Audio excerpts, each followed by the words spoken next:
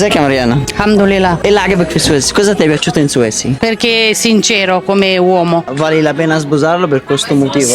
Sì, prima di tutto non c'ha questa cosa tipo sono sposato in Italia, vado a sposare anche in Egitto. Ecco. Forse una volta quando se ne va da solo in Egitto si sposa e non ti fa sapere. Se fa questa cosa è finita. انا بحبك يا سويسي انا بحبك. Se fa questa cosa è finita. E non lo saprai mai? Sì che lo saprò. Come? Una donna sa, se vuole sapere qualcosa lo sa. حتى عندك في ايطاليا الستات بتعرف. Se lo ama lo sa. Se lo ama lo sa. Sì. Secondo te non guarda le donne quando cammina?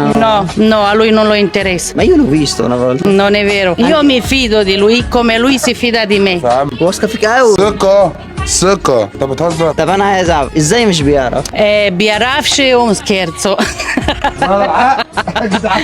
Lo dico per scherzo, per tutti i genti faccio ridere per commedia, ma non è vero. Per Biarafsci non c'era Jasmine. quanti ti ha pagato؟ Niente, والله انا niente. معاك والله. بعتلها كام عشان تقول الكلام ده؟ يا اسطى انت والله بتتكلم ننت، ازاي؟ والله. مثلا بقول لك لا. تصدق نص اللي لا. تشوفه وكدب نص اللي تسمعه صح؟ هم لسه ما شافوش النص التاني بتاعي فاللي مش صدق عني كده يجي يشوف.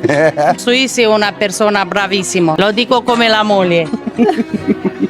اخوك اسد اللهم لا حسد. انت ليه وافقت ان يتقال عليك ما بتعرف؟ عشان في بعض تعليقات بتجيلي سخيفه لكن سوسي احسن من مراته متجوز واحد عنده 40 سنه بقول لهم ستر عليا انا راجل ما بعرفش.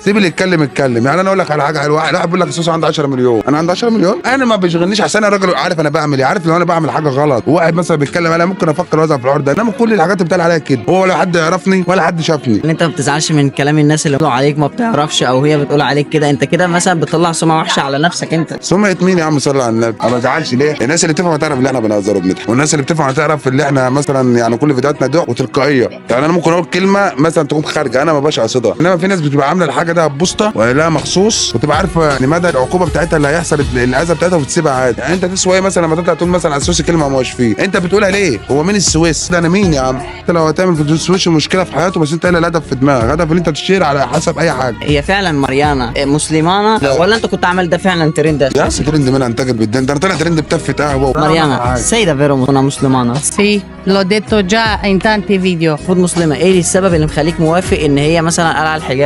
يا عم لما تقتنع هي من قلبها ما انا ممكن البسه لها عافيه واغصبها وتعمل كل حاجه بس في يوم من الايام لو انا جيت مثلا مشيت ولا حصل بينا مشاكل هتقوم قلعاها يبقى انا كده كسبت، انما لما تعمله من قلبها انا متاكد مليون في الميه لو انا مشيت هي عامله لي الحاجه ما بينها وبين ربنا انا كانت كذا وبقت كذا وعشتها 30 سنه كذا. يعني انت حابب ان هي لما تلبسه من قلبها ان هي عشان ما تحبش يا ابني اصل مش لعبه يا ابني انتوا بتهزروا مش لعبه هتلبسه على اقتناع البسه انما البسه وقلعه ورجعت اتحجبت تاني ونتجوز ونتطلق ماما حامل وماما طالق عشان تعمل ترند يا ترند النيله والعزه. محبه الناس احسن من الترند، اصل الترند يقعد معاك اسبوع اتنين، الاستمراريه فين بقى؟ اللي انت تكون صادق مع الناس، ما انا ممكن اطلع بقى انا بكره اللي هي حامل وبعد كده ارجع اعيط ومريانه شقتت يا جدعان. انا حوار الحجاب انا اديك الناس كانت بتكلمني على الحجاب فانا قلت لهم ممكن اطلع لكم بقى انا كل فيديو بالحجاب يعني خلص الفيديو نقلع الحجاب بس انا بقى كده بضحك على الناس. بعدها بيومين لقيت واحده انا من كتر الناس كنت بحب اتفرج على الفيديوهات بتاعتها لقيتها قلعت الحجاب وقلت لك انا مش مستريحه فيه انا كنت هان عليها اكسر التليفون. طب انت لو هتلعيه اضحكي على الناس عشان انت مثلا في ناس اضحكي عليهم ما في بنت هتعمل زيها اللي مش فاهمان هيعمل زيها تقول لك انا مش مستريح